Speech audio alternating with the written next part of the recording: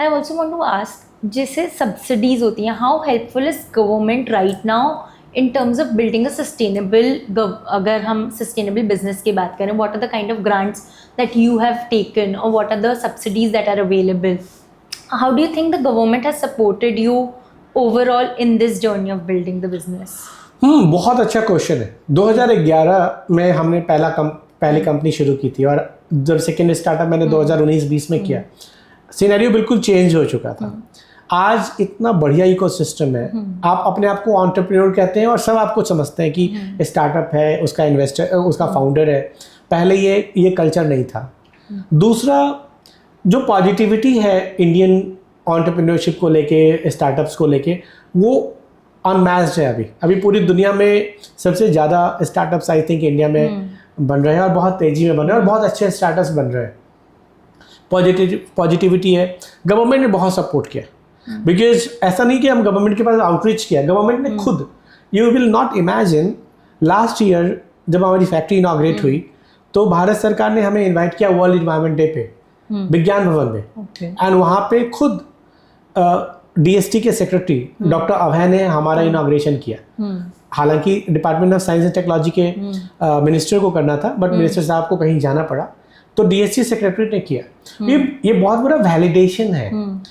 उसके अलावा ग्रांट, हमें पहला जो फंडिंग मिला था, इंस्टीट्यूशनल फंडिंग मिला था, वो ग्रांट के रूप में मिला था फ्रॉम IIT मंडी कैटलिस्ट। आप पहले ये सब इमेजिन नहीं कर सकते थे कि आपको इनक्यूबेटर आपको फंड कर रहा है, चाहे ग्रांट के रूप में, व्हाटएवर। जो कि IIT ने जो हमें ग्रांट दिया तो वो SDFC परिवर्तन ग्रांट था। तो ये जो पूरा इकोसिस्टम बन रहा है, फंडिंग के बहुत सारे फंडिंग के सोर्सेज अवेलेबल है। उसके बाद हमने CGT MSC से लिया था लोन स्टार्टअप के रूप में, वो भी हमें मिला। बाद में हमें सिडबी ने हमें डेट ग्रांट किया प्री रेवेन्यू स्टेज पे, एंड वो पहले अनइमेजिनेबल था। 3.6 करोड़ का लोन सिडबी ने ग्रांट किया आपको प्री रेवेन्यू स्टेज पे। तो ये सब जो सिस्टम है, इकोसिस्टम है, ये गवर्नमेंट की ही देन है, अदरवाइज ये पॉसिबल ही नहीं होता, है ना। एंड आई थिंक हमारे कंपनी में SRI fund, self reliant India fund जो भारत सरकार का है, वो भी 9 यूनिकॉर्न जो हमारा इन्वेस्टर है उसके थ्रू इन्वेस्टेड है। तो आई थिंक जो माहौल है, जो इकोसिस्टम काम है गवर्नमेंट का देना, वो भी बहुत पॉजिटिव है, बहुत अच्छा है। So my next question to you would be कि if someone wants to enter this industry, someone who wants to enter into the agricultural waste industry, who wants to bring a transform, what is the kind of capital they should look at, and what should they look for funding? Should they not look for funding? Should they be bootstrapped? What are the challenges there while you are entering? तो first of all I think जब हमने पहला start किया था तो we were bootstrap for 10 years। Second company भी ये जो उखी है, Ukhi we ran it for 5-6 years bootstrapped। We took money from bank and all, and then we raised funding. So initial stages पे फंडिंग मिल भी सकता है, नहीं भी मिल सकता। कई बार लोगों के पास पैसे भी होते हैं, और आजकल तो स्कीम्स है, गवर्नमेंट की सीड फंड स्कीम है, देयर मेनी फंडिंग जहाँ पे आप पायलट के लिए भी पैसा मिलता है, आपको मार्केटिंग के लिए भी पैसा मिलता है। तो one should look for those if the business falls into that category जहाँ पे इनोवेशन है, बिकॉज स्टार्टअप का भी एक डेफिनेशन होता है कि इनोवेशन इन्वॉल्व होना चाहिए। और वो एक normal pop and mom show है या शॉप है तो उसमें फंडिंग नहीं मिलेगी। तो बिजनेस मॉडल इनोवेशन में फंडिंग मिलती है, या इनोवेशन में फंडिंग मिलती है। तो पहले तो देखना पड़ेगा कि वो फंडेबल बिजनेस है कि नहीं, और फंडिंग किस टाइप का अवेलेबल है उसके लिए। ग्रांट अवेलेबल है, बैंक लोन अवेलेबल है, इक्विटी अवेलेबल है।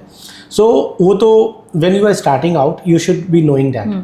हमारे केस में एक अच्छा बिजनेस अपॉर्चुनिटी ये बन सकता है कि हम लोग बायोपॉलीमर ग्रैनुल्स बनाते हैं। ये ड्रॉप इन कंपाउंड होते हैं। ये आप बायोपॉलीमर लीजिए and you can start a sustainable plastic production company, जिसमें कि अगर आपको पता होगा गवर्नमेंट ऑफ इंडिया ने प्लास्टिक को बैन, सिंगल यूज प्लास्टिक को बैन किया है, जिसमें कटलरी आइटम्स भी होते हैं और बहुत सारे सिंगल यूज आइटम बैन है। फ्लेक्सिबल पैकेजिंग जैसे पॉलीथीन, पॉलीबैग, ये बैन नहीं है, ये रेगुलेटेड है, मतलब माइक्रोन बढ़ गई है। तो अभी बहुत राइट टाइम है जिसमें कि someone can enter into a sustainable packaging company और sustainable single use plastic company. तो उसके लिए कैपेक्स बहुत हाई नहीं चाहिए होता। Even you can start with 20-25 lakh rupee, and वहाँ से स्टार्ट करके you can have customer, prove the scale, and then you can raise money from bank और whatever way you want to get the funding, you know. So, in case, like for example, once you got the funding, what did you spend the most on? Did you spend it on R&D? Did you spend it on people? Where was your probably first three areas where you funded or where you invested those money? So we ran, as you said, we ran this company 5-6 years without raising any funding. तो उन 5-6 साल में हमने technology पे काम किया, हमने POCs पे काम किया, हमने पायलट्स करने पे काम किया, एंड देन हमारे पास जब पता चल गया कि ये प्रोडक्ट चल सकता है, स्केल हो सकता है, अब सिर्फ कैपिटल इज द कॉन्सेंट. तो हमने पैसा रेज किया टू एस्टैब्लिश अ फैक्ट्री. तो हमने मोस्टली कैपेक्स पे एंड टीम बिल्डिंग पे खर्च किया. फिर हमने सेकेंड राउंड जब रेज किया, then we again bent on very bullish on R&D.